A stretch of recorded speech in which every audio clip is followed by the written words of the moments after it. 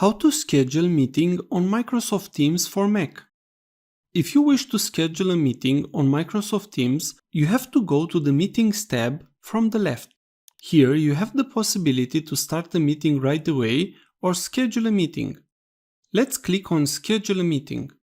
Write the title of the meeting. Select the start date and end date for the meeting. Click Schedule. Here, you can copy the meeting invitation and send it by any messaging app or email, or share it via Google Calendar. Let's send the invitation via a link. Now let's send the invitation with any messaging app. I will use the Teams chat function. So I will click on Chat. Select any person. On the input, I will paste the copy of the invitation. You can do this by clicking the input text and selecting from the menu Paste or using the keyboard shortcut Command V. You have now sent an invitation to the meeting. If this was useful, please like, share and subscribe.